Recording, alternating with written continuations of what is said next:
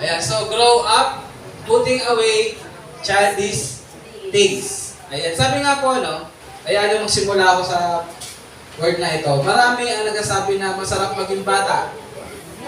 Amen? Ano bang naalala nyo nung bata tayo? Diba? Problema lang natin pag pinapatulog tayo sa hapon, sa tanghali. Problema lang natin kapag pinipilit tayong kumain ng gulay. Ayan. Ba't ano na alam nyo? Ayan. Problema lang natin pag hindi tayo sinasama kapag may mamamalengke. Diba? Pero all in all, napakasarap ng buhay ng isang bata. Sabi nga, no, kapag bata ka, ang buhay mo parang walang problema. Amen? Sabi nga, palaro-laro lang, paaral-aral. Sabi nga, napakasimple ng buhay ng mga bata. Amen po. Siguro yung iba sa atin sasabihin, hindi naman ako ganun nung bata ako eh. Iba yung kinagis ko. But then, ang pag-usapan kasi natin, ang tinutukoy ko is majority. Amen po ba? No, meron tayong mga nakikita ang bata na mamalimos na, nagtatrabaho na sa murang edad. But then, mas marami pa rin po ang masasabi natin na mga bata ay napakasimple ng buhay. Do you agree? Ayan. Sa mga anak natin, alam naman natin, ano, kaya sa mga kapatid yung mas mga maliliit sa inyo, makita naman natin kung gaano kasimple ang buhay nila. Subalit, sa ayaw at sa gusto natin, hindi tayo mananatiling mga bata. Amen po. Sabi nga, no, nagkakaedad tayo at nag-iiba na rin at nadaragdagan na ang mga responsibilidad natin sa buhay. Tama po? Sino pa rito ang nakakaramdam na iba na yung responsibilidad mo? Responsibilidad mo bilang adult, bilang nanay, bilang ate, bilang kuya, at bilang estudyante rin. Sabi nga, no, kapag kinder ka, ang pinag-aaralan nyo napakasimple lang. Pero pag nasa elementary stage ka na, pag umabot ka na ng grade 4, grade 5, grade 6, nag-iiba na.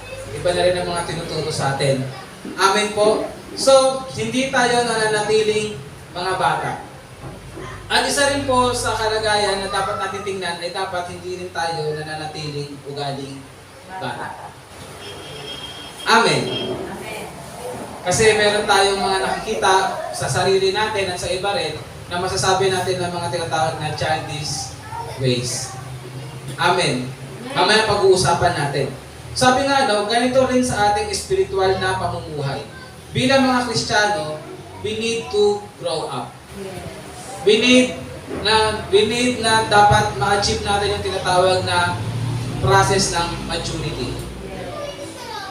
Amen po. Amen. Ayan. So, samahan niyo po ako, kahit konti lang po tayo ngayon, ay makita ko po na ang bawat isa ay alert. Pwede po ba yun? Ayan, tulungan niyo po si Pastor na makita kayo ay gising. Mahirap pag si Pastor ay nakatulog sa harap. So, sabi nga po, no, we need to grow up. Kailangan nating mag-mature at hindi mananatiling bata sa pananampalataya. Napakahalaga po ng bagay na yun na dapat nakakaroon po tayo ng word na progress. Amen po. Di ba po kapag tayo ay mayroong tawag doon, may tinuturuan, halimbawa, nagiging masaya ba tayo kapag nakikita natin na isang buwan mo ng tinuturuan, hindi pa rin marunong. 2 buwan mo ng tinuturuan, hindi pa rin makaintindi. Amen. Hindi maganda at hindi masaya tignan kasi kailangan po mayroong progress na tinatawag. Meron po tayong ini-aim na maturity. So sa atin po, bilang mga Kristiyano, sa pumuhay natin, dapat po nakakaranas tayo na tayo ay nagkakaroon ng progress. O ibig sabihin po, we grow up. Amen po ba? Sige nga po, pikit ang bawat isa. Mabilisan lang po ito. Kung titingnan nyo po ang inyong spiritual na pamumuhay, nakakalakad na po ba? Kung titingnan natin, ang ating spiritual na pamumuhay, baby pa rin po ba? O masasabi natin parang 2 years old na, 5 years old na? Ayan, sige, pwede na po tayong dumilat. Ayan. Huwag po kayong matulog. Pinapikit ko lang saglit para kung tawag doon, kung naunawaan natin, no, sinasabi nga po, di ba, sa book of Peter, na dapat daw tulad din tayo ng isang sanggol, na tayo ay nagkikrave sa salita ng Diyos tulad ng sa gatas ng ina. Amen po. But then, hindi dapat nananatili tayong mga sanggol. Amen. Ibig sabihin, darating din sa punto ng buhay natin bilang Kristiyano na tayo ay dapat marunong ng lumuya ng karne. Amen po. So, siguro po sa edad natin ngayon, kung halimbawa si Pastor, puro gatas lang ako, walang kanin. Maganda kutis ko pero mahina ako. Na mahirap na puro gatas lang. Kailangan habang lumalaki, sinusuportahan mo yung pangangailangan ng katawan mo. Amen po ba? Ganun din po sa ating spiritual na pamumuhay. Lumalaki po. Dapat. Tumitibay po dapat at sinusuportahan natin ito ng tamang pagkain spiritual. Amen po. Ayan. So sabi nga po, no, dito sa binasa natin, basahin ko lang po ulit, sinabi niya po sa Pablo. Sabi niya, when I was a child, I talked like a child, I thought like a child, I reasoned like a child. When I become a man, I put childish things way behind me. So makikita natin dito, sinabi na po sa Pablo na, oo, dumaan siya sa pagkabata. Amen. Kaya sabi niya, nagsalita siya tulad ng isang bata, nag-iisip siya tulad ng isang bata, at nangangatwiran siya tulad ng isang bata. Pero dumating sa buhay niya na kailangan niyang iwanan yun. Sabihin niyo nga po yung word na iwanan. Iwanan. Talikuran. Talikuran. Ayan po, kailangan iwanan, talikuran ang mga bagay na dala-dala natin noon nung bata pa tayo na hindi na naaayon sa atin ngayon. Amen po ba? Amen. So sabi nga po, no, we need to put away childish things or childish ways away. Pero po, alam niyo po, no, in Matthew chapter 18, verse 3 hanggang 5, ayan, bigay lang po ako ng konting tawag doon, word ng ating Panginoong Hesus tungkol sa mga bata. Sabi niya in Matthew chapter 18, verse 3 hanggang 5, tinuruan tayo ng ating Panginoon na magkaroon po tayo ng pananampalataya tulad ng mga bata. Okay? So, wag po tayo malito ha. Ito po sinabi ng ating Panginoong Hesus sa Matthew chapter 18, 3 to 5, tayo ay ini-encourage siya na magkaroon tayo ng faith like a child. Ibig sabihin po, meron mga traits. Yan. Kung meron tayong dapat bitawan, meron namang traits ngayon ang mga bata na dapat hindi natin alisin. Pag-usapan po muna natin saglit yung mga traits ng mga bata na hindi natin dapat ialis sa buhay natin. So ilan lamang po ito at atin pong basahin. Ayan. Sige po.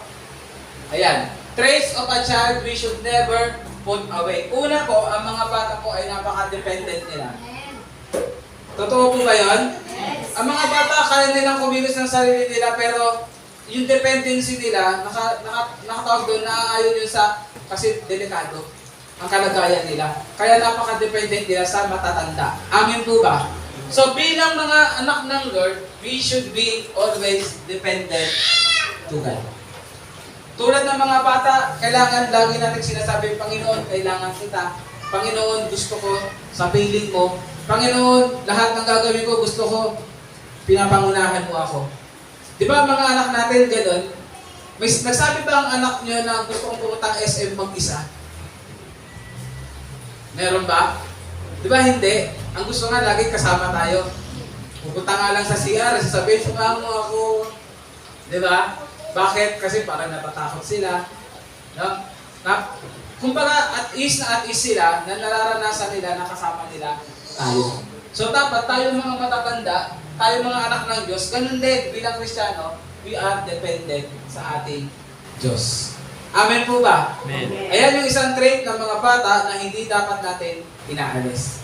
Pangalawa, alam niyo po ang mga bata, napakaganda sa kanila, yung tinatawag na trust and faith. Pangakuan mo yan. Sino na dito yung nakapangako sa anak, yung hindi mo nagawa, hinanap sa'yo? Sino po? Di ba? Ang mga bata, simple lang, sige, pasok tayo, bigyan kita candy. O kaya maligo ka na, pagtaas kung maligo, bibilang kita ng masarap na pagkain. Pero nung nakaligo na, wala naman. So, ang mga bata, napakasimple lang nilang maniwala. Napakasimple lang sa kanila na magtiwala. Amen po. Kaya nga, di ba, ang mga bata, sinasabi, nagdudukot. Bakit? Kasi hindi lang, ngitian lang. No? Sumasama na agad sila. No? So, makikita man natin yun sa negative way, pero tingnan natin yung positive side niya, na ang mga bata ay tindi nila magtiwala. Napakatindi nila na tawag doon maniwala sa iyo. So sa atin din ganun dapat tayo. Bilang mga anak ng Diyos, hindi dapat mawala sa atin yung tinatawag na tayo ay mabilis na magtiwala sa Panginoon. Amen po ba? Na tawag doon yung paniniwala natin pananampalataya sa ating Panginoon ay fear, katulad ng mga bata. Okay? Pangatlo, ang mga bata mabilis magpatawad. Amen. May nakita ba kayo si Faith at si Jeremiah nagkasakitan? Isang taon na hindi pa nagpapansinan. Wala, no? Kaya sabi niyo sa mga bata, para kayo mga ewan, away bati kayo, away bati, pero sumbungan pero mamaya magkalaro ulit. Amen? Kasi napakadali sa kanila ang magpatawad. So sa ating mga anak ng Lord, dapat yung trait ng bata na yan na tayo ay marunong magpatawad o madaling magpatawad ay hindi mawala. Do you agree? Yan, kaya nga sa mga mag-asawa, dapat ganun din. Mabilis magpatawad. No, para talagang maayos ang samahan. Amen po ba? Ayan. Next. Yung innocence ng mga bata.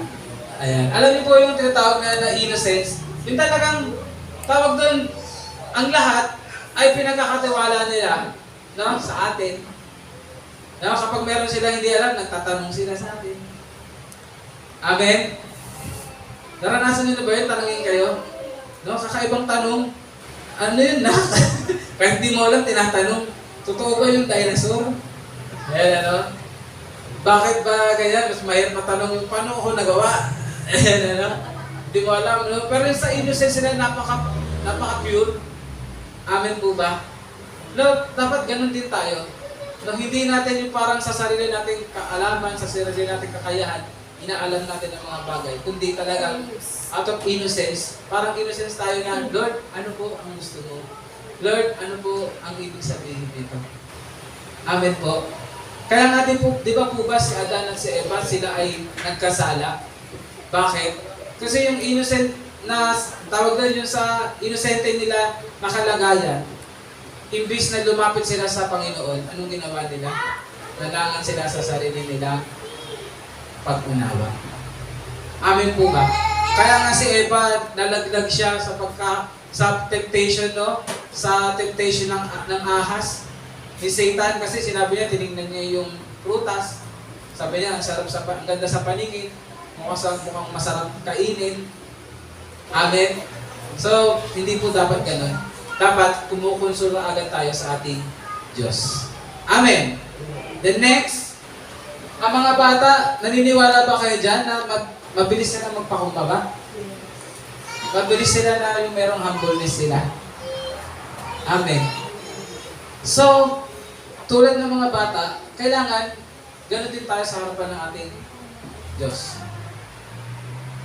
Mabilis tayo o marunong tayo magpakumbaba. Diba sabi mo, say sorry.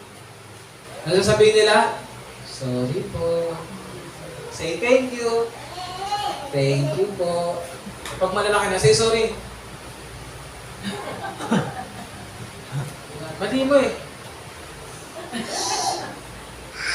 Sabihin ka na, thank you. Okay, thank you. Na?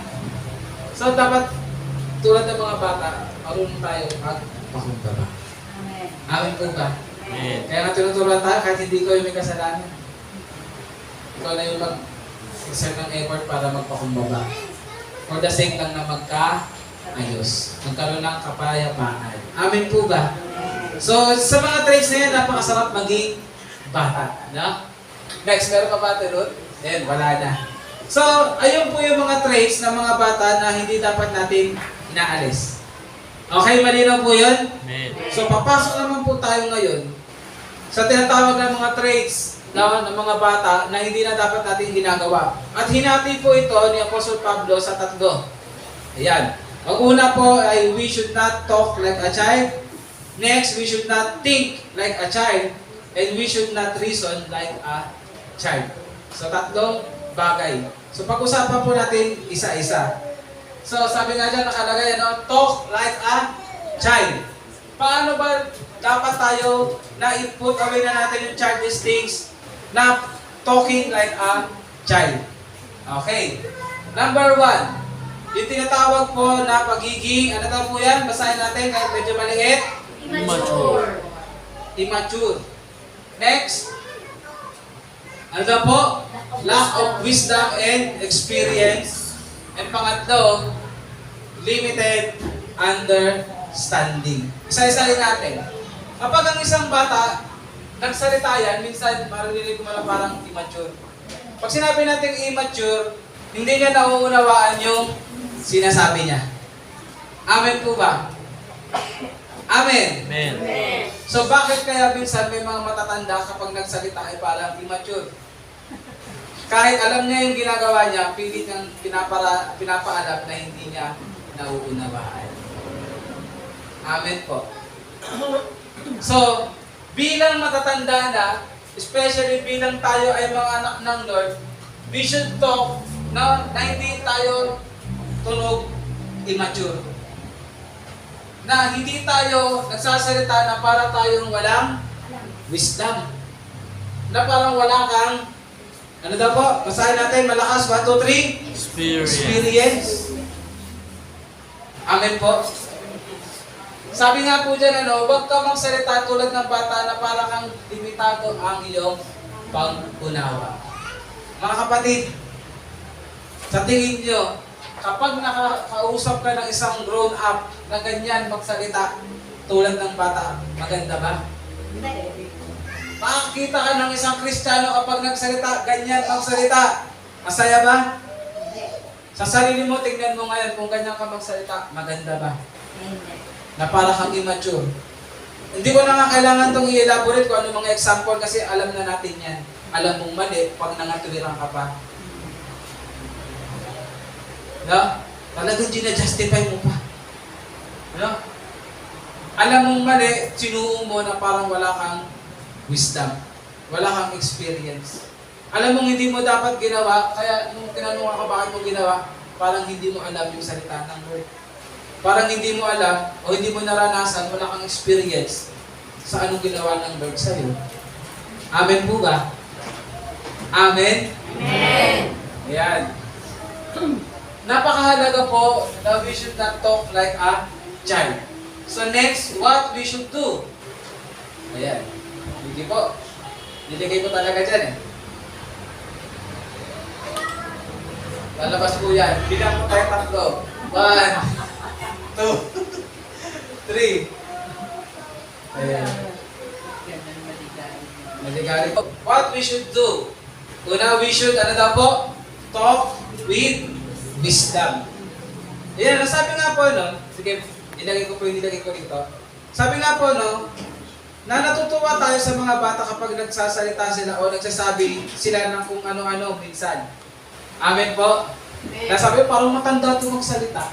Ayan, Pero mahirap naman pag nakausap ka, sasabi parang bata ito magsalita. No? Sabi nga po, kapag grown-ups na, dapat hindi natin nakikita o naririnig na ang isang matanda ay nagsasalita na parang bata. Sabi nga, marami na ang maiinis at hindi matutuwa. So, we need to talk with wisdom. Kapag nagsalita tayo bilang mga matatanda na o bilang mga anak ng Lord, dapat magsalita tayo na naaayon sa pagkaalam natin o pagkatuto natin sa salita ng Diyos. Amen po ba? Amen. At magsalita rin tayo na naaayon sa ating mga na-experience sa buhay. Amen. Ibig sabihin, hindi ikaw yung nagsasalita na para kang bata na wala kang alam. Sabihin mo nga, sa katabi mo ngayon, may alam ka na. Kaya huwag kang magsalita na parang bata. Ayan. Then, sunod. Talk with better understanding. Ano daw po? Talk with better understanding. Huwag kang magsalita na parang hindi mo kayang unawain ang isang sitwasyon. Alam niyo po, sa isang samahan o sa isang pangyayari, paano siya gumugulo? kapag yung may mga nagsasalita na hindi nila nauunawaan kung ano yung nangyayari. Ipis na makadagdag ka doon sa solusyon, nakakadagdag ka sa problema. Amen po ba? So tayo mga matatanda, o bilang mga Kristyano, dapat paglalabas sa bibig natin, yung mga salita na alam mo, may nauunawaan ka. Naiintindihan mo ang sitwasyon, naiintindihan mo kung ano ang mga pwedeng mangyari. Amen? Kaya nagiging maingat ka. Hindi kayo tinatawag na nila na sa ibang word, ano yun? Taklesa. No? Na parang sasabihin mo na lang kung ano mong gusto mo sabihin na parang bata ka. Lalo na sa mga asawa, no? Di ba pag mga bata, kung ano na sinasabi mo, pangit ka. Ba't? Dami pangit pa nanay mo. Ganun pa. Ang baho mo. Pag matanda ka na, hindi na dapat narinig sa iyo pag nagabi kayo mag-asawa ko, pangit mo. Mana ka sa nanay mo. No? Ayaw ko na sa'yo. Hindi na tayo pati. Hindi. Dapat pag-usapan nyo na meron na kayong mga sariling pang-unawa. Pinag-uusapan nyo na pag nagsalita ka, ang lalabas dapat solutions. Amen po ba? Nakukuha natin? Pero hindi na sa mag-asawa, pati sa mga usapang tawag doon, pagkakipag-kapwa tao. Naunawaan po natin? Amen. Ayan. So, may nilagay ako dyan sa dulo. Sabi po, no? Our speech should reflect a deeper understanding of, ano daw po?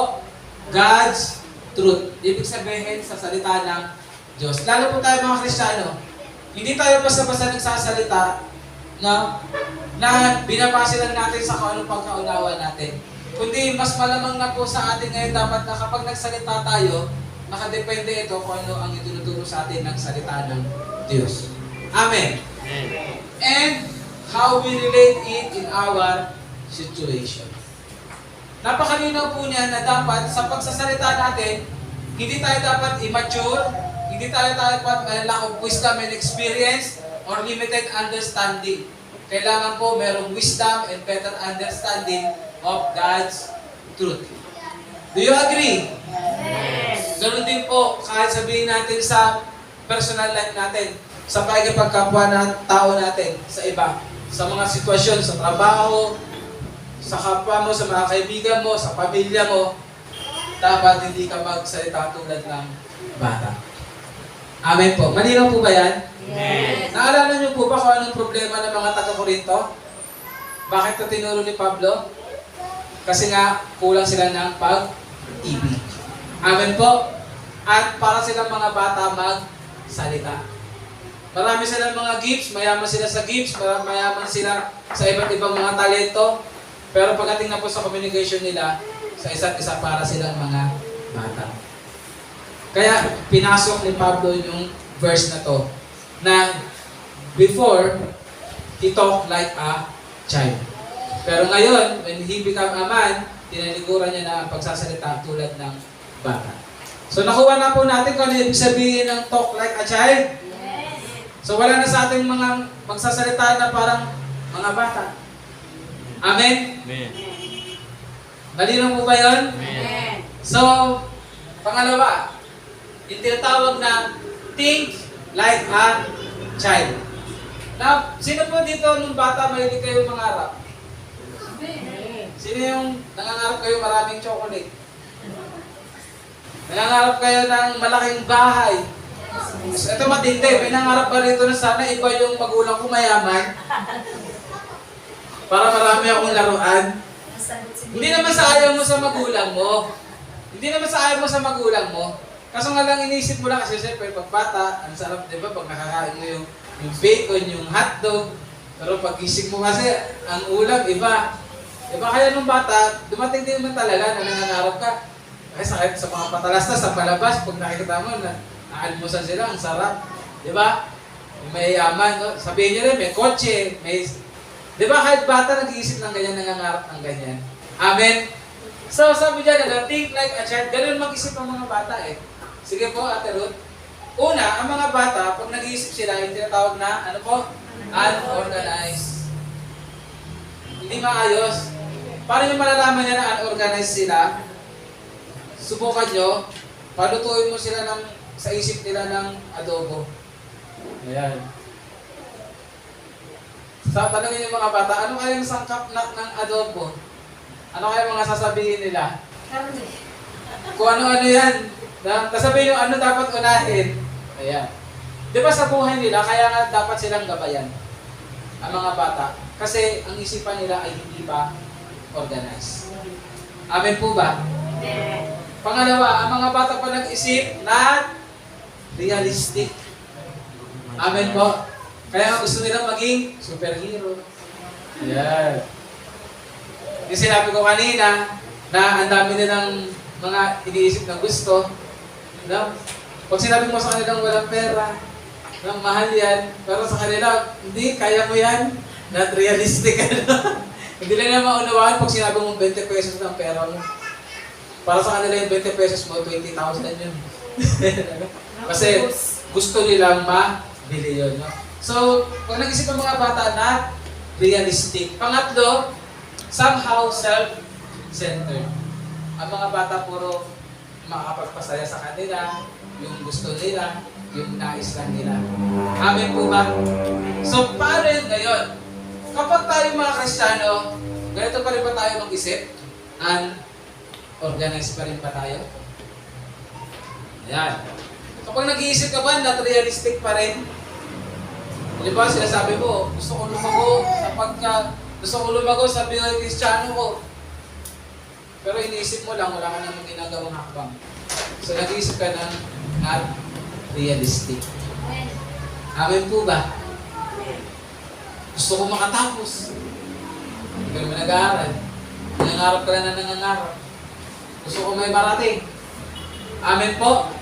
And next, somehow self-centered. Mga anak, mga kapatid, ganyan pa rin ba tayo mag-isip ngayon? Parang gusto natin puro tayo lang ang makikinabang. Puro tayo lang, puro sa atin lang. Then, yung sinasawag na impulsive. Pag sinabi na impulsive, pag gusto, kailangan kuhagan. Magbawala, magmamaktol, magtatampo. Amen? Nakuha niyo yung mga bagay na hindi na dapat natin way ng pag-iisip bilang mga grown-ups na.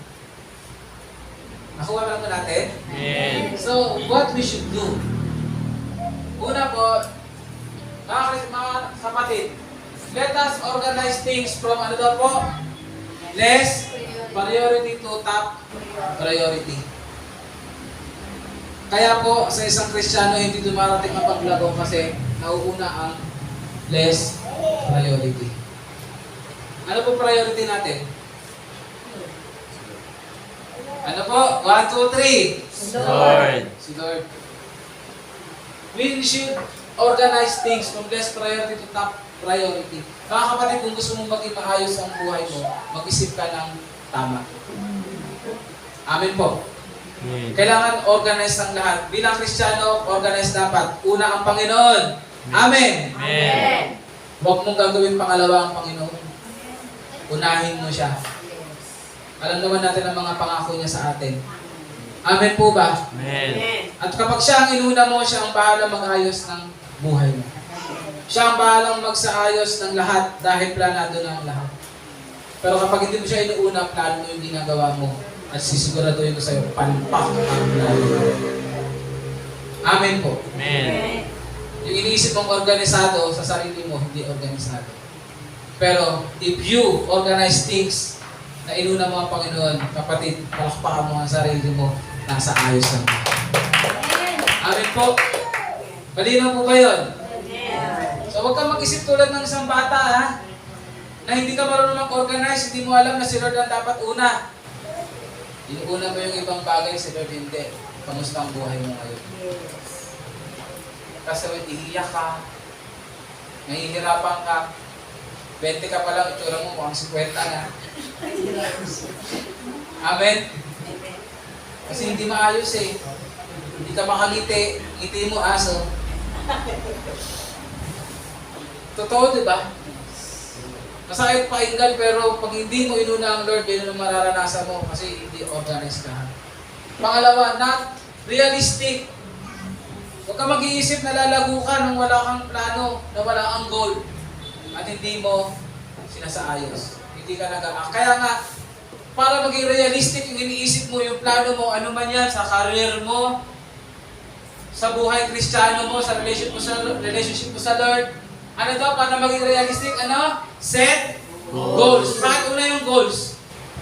Kasi ayun yung i-achieve mo. Amen. Amen. Kaya nga, di ba, ano ang goal natin ngayon? 2024? Consistent. Consistency. Ayun yung goal natin, maging consistent tayo, kaya meron tayong plan. Ano yung naging plano natin? Magkaroon tayo ng mga life group para maging consistent. Then, nagplano tayo anong gagawin? We should act accordingly. Mga kapatid, think realistic. Sabi niyo po, realistic. Realistic. Dahil kapag realistic, meron kang paghahanda. Hindi ka lang yun para kang nangangarap ng gising. Amen. Naunawaan natin? Amen. Hallelujah. I pray nakukuha natin ng gusto. So, to be realistic, ano daw po? Set goals, plan, and act accordingly to achieve it. Ayan ang grown up. Hindi yan kayang isipin ng isang bata. Mahirap kapag naisip ng bata, tas matatanda, hindi. No? Ayan, halimbawa kami aalis. O malayong biyahe. Tara, alis na tayo. Mahirap naman sabi sa akin ni Rian, Dada, may gasolina na po ba? Dada, nahanginan na po ba yung gulong? Dada, may preno ka tayo. Di ba? Mahirap naman pag sa bata nang galing yan. Kasi totoo, hindi nila maisipin, alam lang nila, masarap ang biyahe. Mahangin. Pag sumakay ka, pwede matulog. Pero dapat ikaw grown up, alam mo na yun kung ano yung mga dapat ihanda. Amen. Amen. Sino may mga pangarap?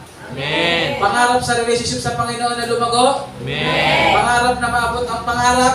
Amen. Puro pangarap yun. Pangarap ka may marating. Amen. So ano ito mahalaga? Set goals, ano pa? Plano, at act accordingly to achieve it. Amen? Amen. Ibig sabihin, ayun yung tinatawag na mag-apply ka ng wisdom and understanding. Ayan. The next natin. Sabi nga ng mga bata, somehow self-centered. Mahirap yan kapag sa matanda. So paano natin magkakaroon tayo ng pag-iisip na hindi tulad ng isang bata? Ito na daw po yun. We should think more of how we can, ano daw po? Serve God. Siguro yung iba, akala nila serving God ay kailangan nasa church lang. Kailangan nakikita dito, tumutugtog. Kailangan basta nasa church ay yung serving God. Hindi po. Maging malinaw sa atin, sinasabi, ano man ang ginagawa mo, uminom ka o kumain. Ano daw po yun? Gawin mo ito tulad ng paglilingkod mo sa Panginoon. So, we should think more of how we can serve God and impact others' lives. Kung paano yung pagsaserve mo sa Panginoon at kung paano rin yung buhay mo ay magkakaroon ng impact sa ibang tao. Ayun po yung tinatawag na hindi ka na ngayon self-centered. Una, nakatingin ka sa Panginoon at ang gusto mong gawin ay ang kalooban ng Panginoon. Pangalawa, kung meron ka mang gawin, lagi mo lang kinoconsider ang ibang tao kung ano ang magiging impact nito sa kanila. Amen po ba? Sa ating mga Kristyano, dapat malinaw sa atin ito yung tinatawag na hindi tayo selfish, hindi tayo self-centered. Amen po? Amen. Ayan. Then next, sabi nga po doon, ano? As we grow spiritually, our thoughts process should become more focused on God's perspective. Pag sinabi pong God's perspective, kung ano ang gusto nating sa ating ipaunawa ng Panginoon. Kung paano tinitingnan ng Panginoon ang bagay-bagay. Ganon din dapat ito tinitingnan. Amen po ba? Sabi nga dyan, may nakalagay pa dyan, impulsive. Dapat po tayo mga Kristiyano, hindi tayo mapilit. Sabi nyo nga po, mapilit. Mapili. Hindi ka dapat matampuhin. Hindi ka dapat sumasama ang loob mo sa Panginoon. Amen po ba? Amen. Hindi dapat na tayo ay mabilis din magtampo sa ating kapwa. Kasi ang mga bata, di ba, pag may gusto sila, nag-isip nila, gusto nila makuha. Kaya minsan mabilis din silang magtampo. So dapat tayo rin mga Kristiyano, hindi dapat tayo ganun. Matuto tayo mag-antay. Matuto tayo ano daw po, umunawa. Amen. Amen. So, we should not think like a child. Ano po yung una? We should not talk like a child. Pangalawa, we should not think like a child. Nakuha po ba natin? Malinaw. Amen. Okay. So, sa pangatlo na tayo. Sabi dyan, reason like a child. Ano sa Tagalog reason? Mga tuwiran. Tulad ng bata. Ano ba yung una pag nangatwiran ng bata? Actually, mahilig silang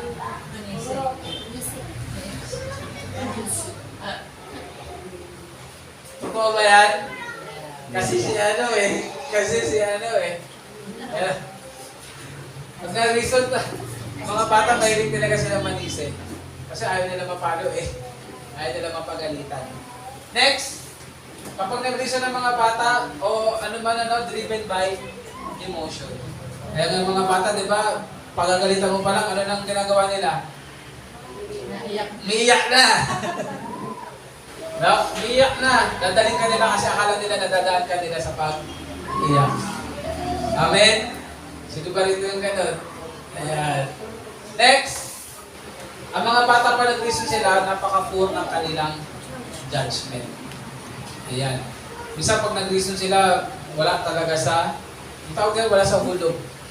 Ayan wala sa katwiran. Amen po ba? So, kapag mayroon ka kaya kilalang matanda na, grown-ups na, ganyan pa rin, mag-reason. Maayos kaya? Maganda? Hindi, Lalo na kapag may kausapan, laging ikaw sinisisi. No?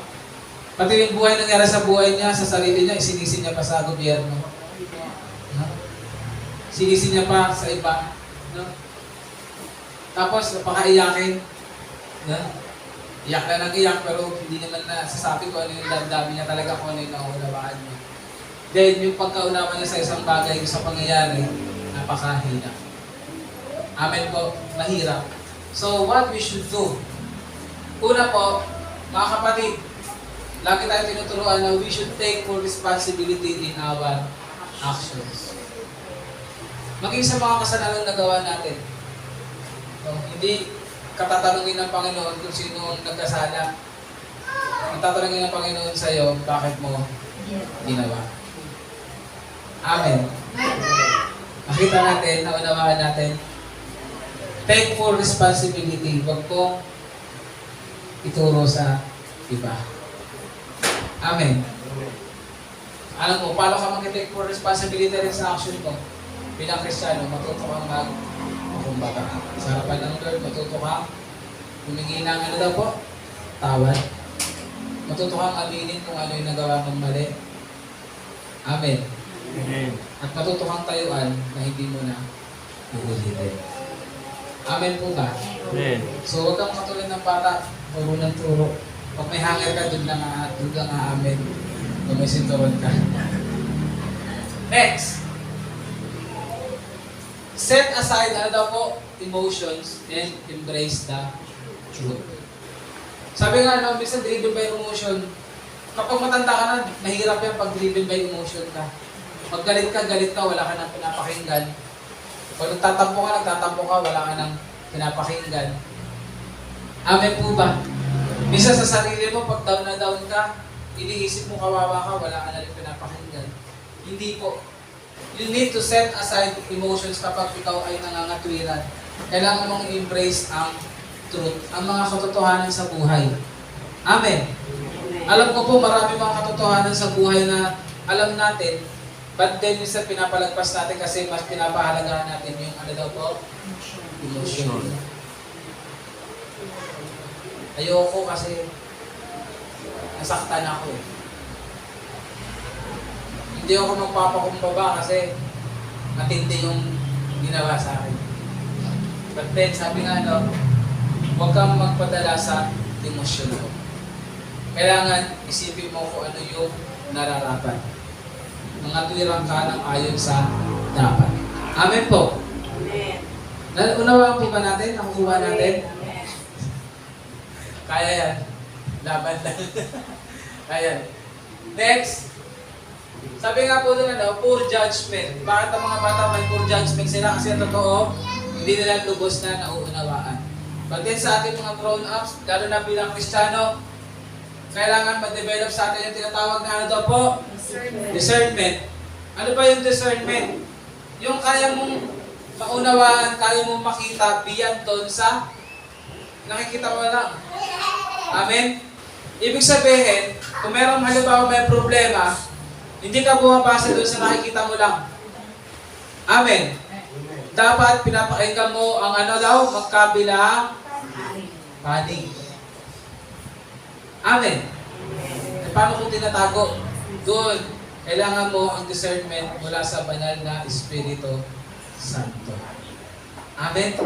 So sabi nga we need to develop discernment and apply wisdom in our judgment. Napakahalaga po niyan para hindi tayo magkaroon ng poor judgment. Lalo na sa ating mga Kristiyano, mga kapatid, napakarami pa nating nakakaharap na iba't ibang pangyayari sa sarili natin, sa kapwa natin, sa mga nakakasalamuhan natin. Paano ka magkakaroon ng good judgment? Hindi poor judgment. Ano daw po kailangan? Ma-develop sa atin ang discernment. Unang-unang bagay, bago ka magbagsak ng ano mga judgment, mag-pray ka muna. Lord, tulungan niyo po ako. Ano ba ang mga dapat kong maging tawag ng decision sa bagay na to? Ano ba ang dapat kong gawin sa anak ko? Ano bang dapat kong gawin sa sitwasyon ko ngayon? Amen po. Kailangan meron kang discernment. Marunong kang makinig sa sinasabi ng banal na Espiritu Santo. Amen? Kaya nga napakahalaga doon na huwag kang madriven by emotion. Kailangan matuto ka makinig sa katotohanan at walang ibang katotohanan kundi ang salita ng Lord. Kundi ang sinasabi sa iyo ng banal na Espiritu Santo. Kalinaw po yun. Amen. So, we should not reason like a child. Napakahalaga po ng bagay na yan. Kaya nga po yan tinakil ni Apostol Pablo kasi sa sobrang kaguluhan nila doon sa church sa Corinth, para na silang mga bata. Napaka-nonsense na ng kanilang mga sinasabing, napaka-nonsense na ng way of thinking nila, at napaka-nonsense na rin po ng way ng reasoning nila. At mahirap po yun sa isang Kristiyano na nakikita na parang ang bansot na Kristiyano, hindi ka lumalaki, hindi ka nag-grow, hindi ka nag-mature. Amen po. Kaya po yung tatlong bagay na ito na sinabi ni Apostol Pablo na dapat natin talikuran, we should not, ano daw po? Talk like a child, think like a child, and reason like a child. Kailangan na po natin ito talagang talikuran. Amen. Sige, sabihin mo muna sa sarili mo, kailangan ko ng talikuran. Kailangan ko ng talikuran. Sabihin mo ngayon sa katabi mo, kailangan mo ng talikuran. Kailangan ko ng talikuran. Kailangan ng talikuran. Ayan. Sabi nga po, kung titingnan natin, napakasarap ng salita ng Lord kasi mga simpleng bagay, akala natin simple lang. Para kang bata, pero iba pala ang impact. Kailangan tayuan muna na ikaw ay malaki ka na. Kailangan mo rin tayuan na dapat dumadago ka bilang Kristiyano. Amen po ba? Kailangan nagiging ka ng wisdom and understanding para hindi ka mag-talk, mag-think, and reason like a child. Amen po. Pwede ba mangyari sa atin dito yan sa FCC San Jose? Mahina ah. Pwede ba mangyari sa atin dito sa FCC San Jose? Na ang bawat isa sa atin ay masasabing grown-ups na. Amen. Hayaan niyo po magtapos ako dito. Christian maturity requires us to give up our childish ways and patterns. At yun nga po yung mga nabanggit natin kanina. Sabi nga po, as we move to maturity, everything changes. Sabi nga po, habang tayo ay nagmamature, dapat po may mga pagbabagong nangyayari. Amen. Amen. Nagbabago dapat ang way natin sa ating pagsasalita. Nagbabago dapat ang way ng ating pag-iisip. Nagbabago dapat ang way ng ating reasoning. And most of all, nagbabago rin ang ating mga actions. Amen. Amen. Dapat makikita sa atin that we are maturing. Amen po ba? Amen. Hindi ko sasabing matured kasi wala namang umaabot din talaga. No? Tama po ba? Kasi nga nasa process tayo ng sanctification. Sabihin step by step hanggang huling hininga natin. But then, ang mahalaga, we are maturing. So, we need to be intentional to choose to give up our childish way and take up God's way to pursue Christ likeness. Ano pong ibig sabihin sa Tagalog? Kailangan tayo magdesisyon. Kailangan seryoso tayo, intentional, na pipiliin natin talikuran na ang mga bagay na yon. At seryoso rin tayo na may gagawin tayo na pipiliin natin kung ano ang gusto ng Diyos para mapuo sa atin yung tinatawag na ano po ba yung goal natin as Christians? Christ likeness. Na maging katulad tayo ni Kristo. The way Christ talk, the way Christ think, and the way Christ reason. Amen po ba? Amen. Gusto niyo po ba yun? Ayun ang kailangan natin gawin. Talikuran na natin ang mga childish ways and we should, ano po, grow up. Kapatid, makakaya natin yan, magagawa natin sa tulong ng Panginoong Espiritu Santo.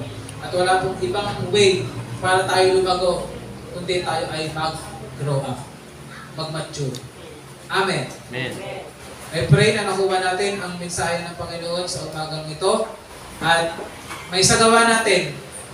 Pag-pray natin sa Panginoon na tulungan tayo na hindi na tayo maging tulad ng bata magsalita, hindi na tayo tulad ng bata mag-isip, at hindi na tayo tulad ng bata mga tuwiran. Amen. Amen. Sige po, tayo pong lahat ay tumayo.